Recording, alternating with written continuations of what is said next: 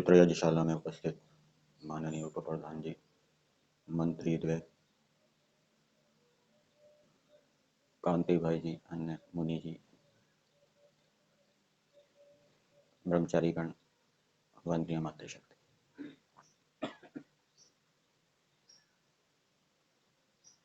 सांख्य दर्शन के अंदर जीवात्मा की एक विशेषता बताई कि वह जितना दुखों से छूटना चाहता है, दुखों से छूटने की इच्छा जितनी उसकी प्रबल होती है,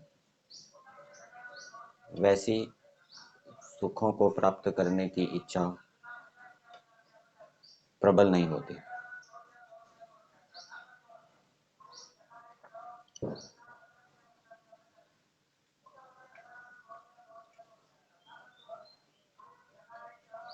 और इस विशेषता को न जानने के कारण,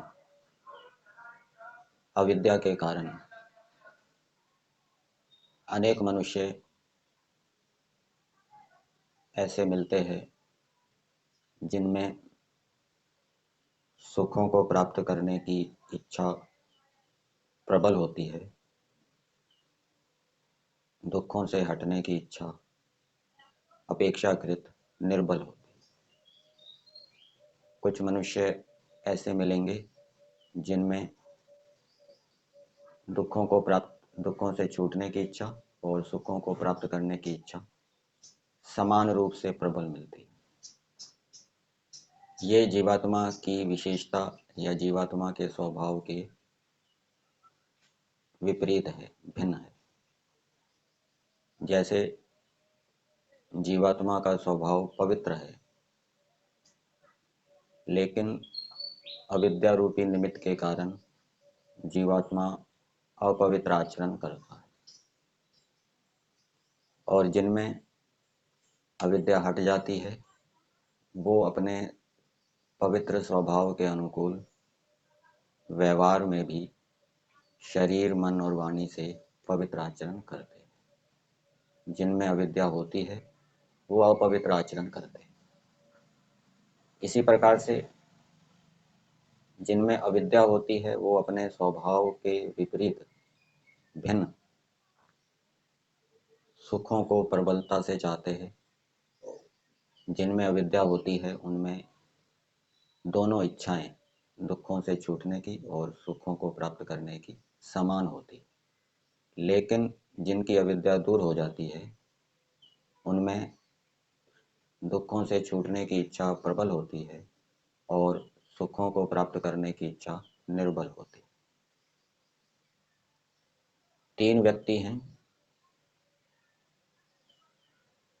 तीनों व्यक्ति भोजन कर रहे हैं, वस्त्र पहन रहे हैं, लेकिन तीनों की अलग अलग भावनाएं हैं, अलग अलग विचार हैं। एक व्यक्ति भोजन इसलिए कर रहा है कि उससे सुख की प्राप्ति होगी। एक व्यक्ति वस्त्र इसलिए पहन रहा है क्योंकि वस्त्रों को पहनने से सुख होगा। दूसरा व्यक्ति भोजन इसलिए कर रहा है, उसके पीछे भावना ये है कि भोजन करने से दुख भी हटेगा, सुख भी मिलेगा।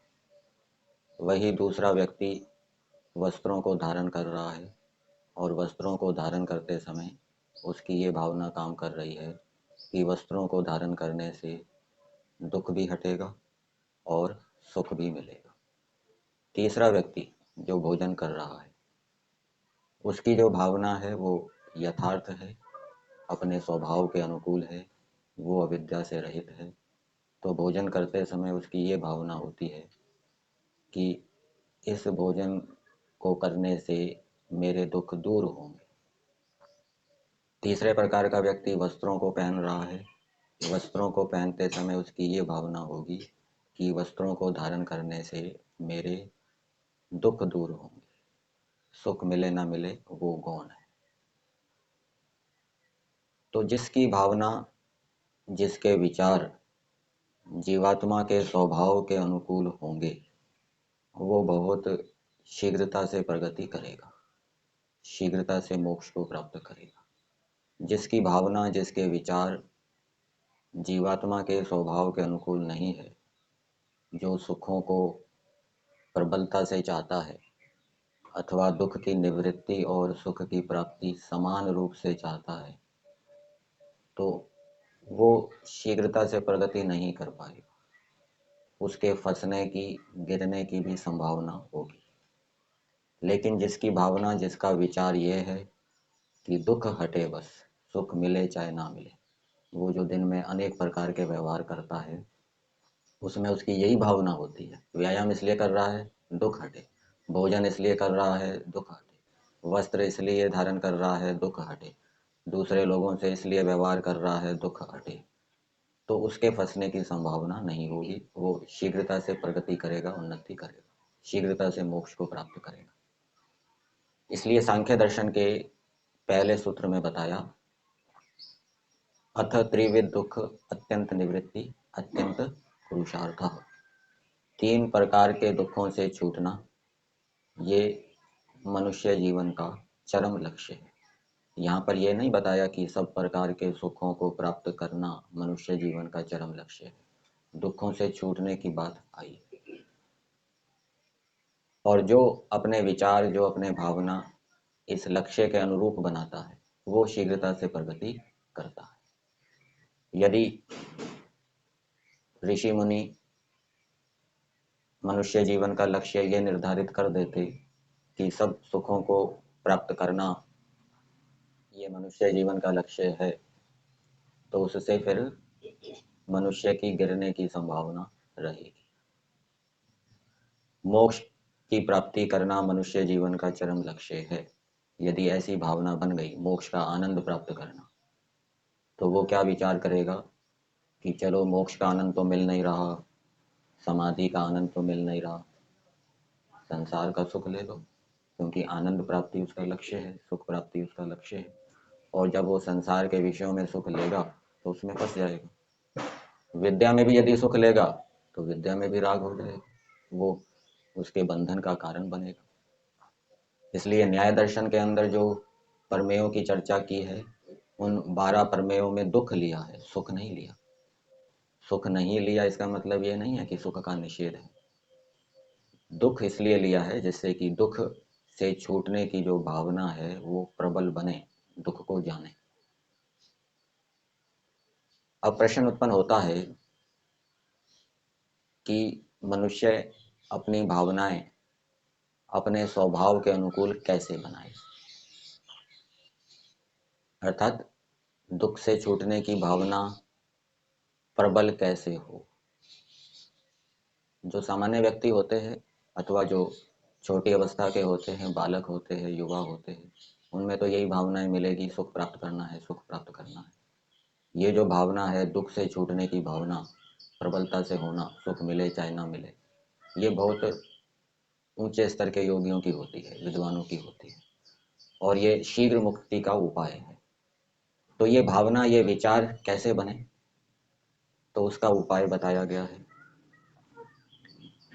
तपस्या का विधान चारों आश्रमों में किया गया है, और तपस्या करने से सुख लेने की जो प्रवृत्ति होती है उस पर आघात पड़ता है, उस पर चोट पड़ती है। सुख लेने की जो भावना है वो निर्बल होती है। दुख से छूटने की भावना तो उतनी ही है, लेकिन जब सुख लेने की भावना निर्बल होती जाती है तो अपेक्षाकृत दुख से छूटने की भावना क्या होती जाती है, प्रबल होती जाती है।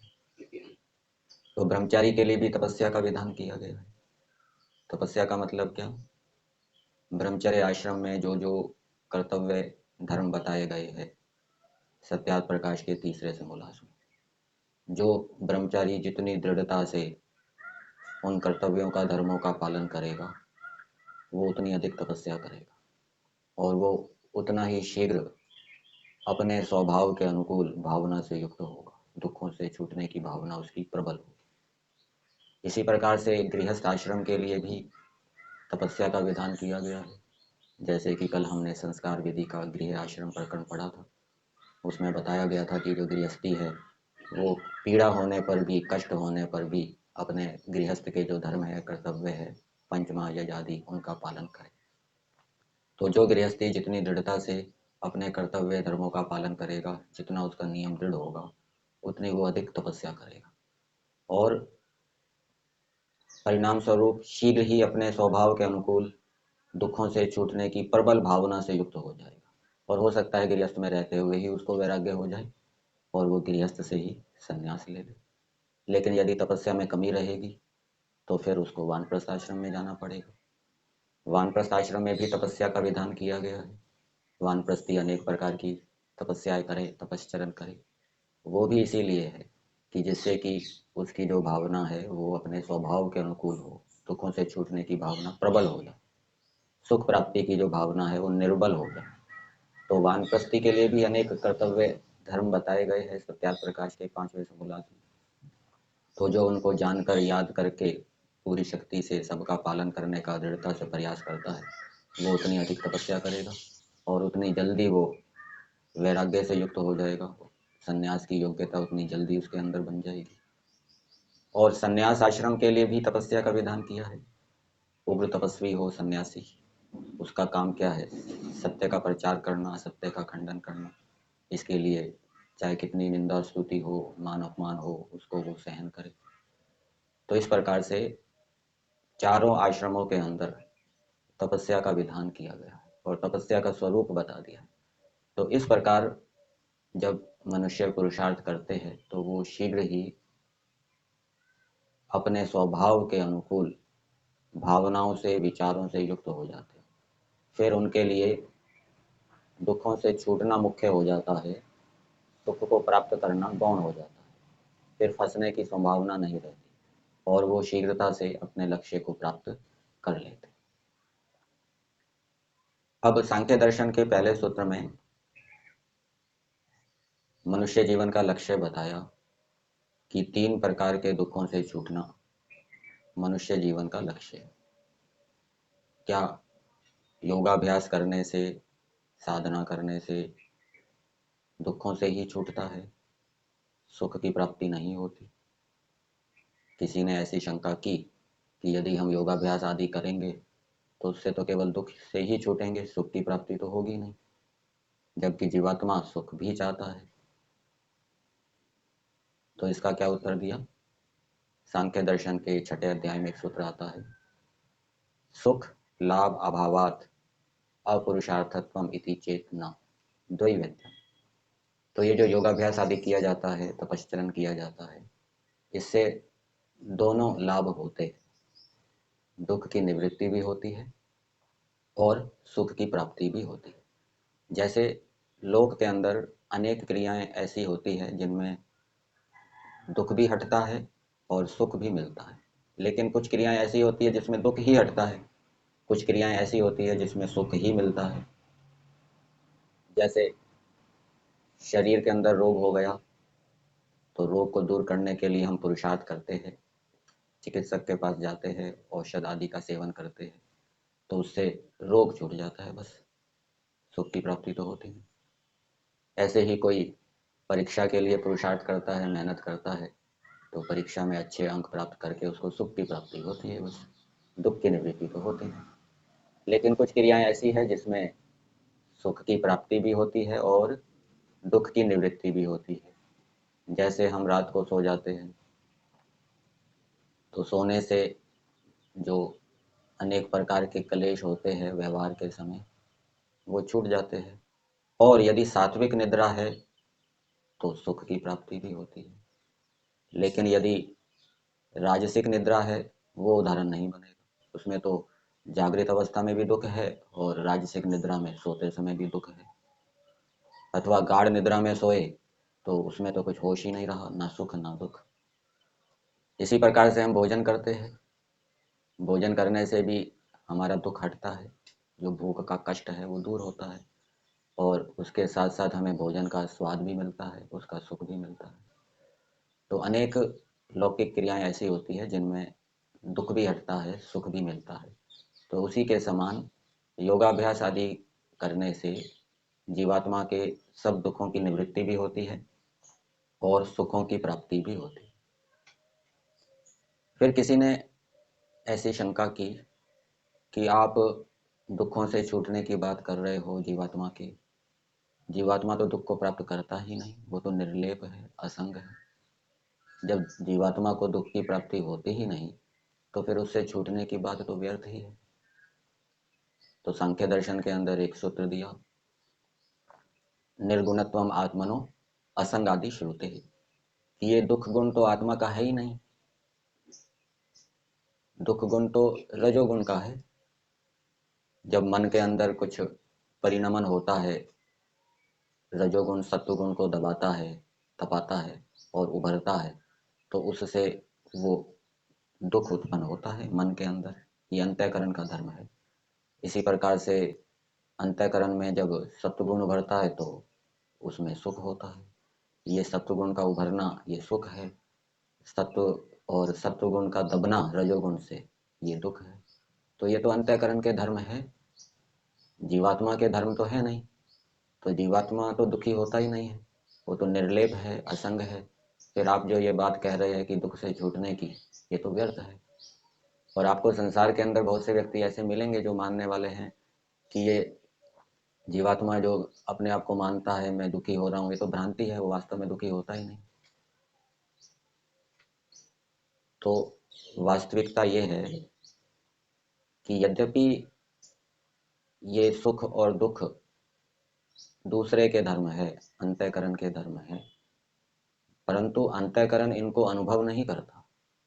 इनको अनुभव कौन करता है? जीवात्मा करता है। इसलिए जीवात्मा के जो लक्षण बताए गए दर्शनों के अंदर, इच्छा द्वेष प्रयत्न सुख दुख ज्ञानानि आत्मनो लिंगानि, यहाँ पर सुख दुख लिया है। यहाँ सुख दुख का क्या अर्थ किया है? सुख दुख का अनुभव करना। इसलिए सांख्य दर्शन के अंदर सूत्र बताया, पर धर्मत्वे अपि तत्सिद्धि अविवेकात्। तो ये सुख दुख आदि दूसरे के धर्म हैं, अंतःकरण के धर्म है, परंतु फिर भी जीवात्मा जो दुखी हो जाता है या सुखी हो जाता है, इसमें कारण क्या है? अविवेक है। एक तो मानसिक दुख होता है, विचारों के कारण दुख होता है, एक शारीरिक दुख होता है। तो मानसिक दुख का कारण अविवेक है।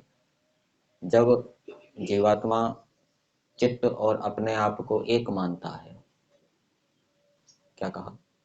अपने आप को चित्त से अलग करके नहीं देख पाता। चित्त और अपने आप को जब वो एक मानता है तो वो चित्त के अंदर अंतःकरण के अंदर जो दुख आ रहा है उसको वो अपना समझ लेता है। इस कारण से वो दुखी हो जाता है। और जब सत्व पुरुष अन्यथा ख्याति, ये ज्ञान उसको हो जाता है, वो अपने आप को अंतःकरण से अलग करके देखता है, तो फिर चित्त के अंदर अंतःकरण के अंदर जो दुख उत्पन्न हो रहा है वो उससे प्रभावित नहीं होता, दुखी नहीं होता। किसी व्यक्ति ने सुना अपने विषय में कि उसके 10 लाख के माल की हानि हो गई है, नुकसान हो गया है, नष्ट हो गया है। ये विचार मन के अंदर आया, और यदि वो मन को और अपने आप को एक रूप में देखेगा तो इस विचार से प्रभावित होकर वो दुखी हो जाएगा। और जो मन के अंदर आने वाले विचारों को अपने से अलग करके देखेगा कि भाई ये तो वस्तु की हानि हुई है, मेरी हानि तो हुई नहीं, मैं आत्मा तो अजर हूँ, अमर हूँ, नित्य हूँ, तो वो उससे प्रभावित नहीं होगा। लेकिन जो शारीरिक दुख है, शारीरिक दुख से तो जीवन मुक्त भी दुखी होता है। आपको अनेक व्यक्ति ऐसे मिलेंगे जो ये मानने वाले हैं कि मुक्त पुरुष को कोई दुख नहीं होता, जीवन मुक्त को। तो जीवन मुक्त भी यद्यपि वो मानसिक रूप से दुखी नहीं होगा, विचारों से दुखी नहीं होगा, लेकिन यदि उसको कोई हथौड़ा मार दे, उसका हाथ काट दे, उसको भूख लगे, प्यास लगे, तो उससे तो वो दुखी होगा। तो इस दुख से भी छूटने का उपाय क्या है? पूर्ण रूप से मुक्ति हो जाए, शरीरों के बंधनों से पृथक हो जाए, तब वो पूर्ण रूप से क्या है? दुखों से छूट जाएगा। तो जीवात्मा के धर्म सुख दुख नहीं है, लेकिन उसकी विशेषता यह है कि वो सुख दुख को अनुभव करता है। और उस अनुभव को करने के कारण वो सुखी दुखी होता है। और ये अनुभव शरीर के कारण भी होता है, और शरीर के बंधनों से छूट जाएगा तो ये अनुभव फिर नहीं होगा। और दुख का अनुभव होने पर भी दुखी होना, दुखी ना होना, यदि अविद्या नहीं है, अविद्या नष्ट हो गई, तो दुख का अनुभव होने पर भी वो दुखी नहीं होगा। लेकिन शारीरिक जो दुख है, और शारीरिक दुख यदि उसके सहन करने के सामर्थ्य से अधिक है, तो वहां पर वो दुखी हो सकता है। इस रूप में समझ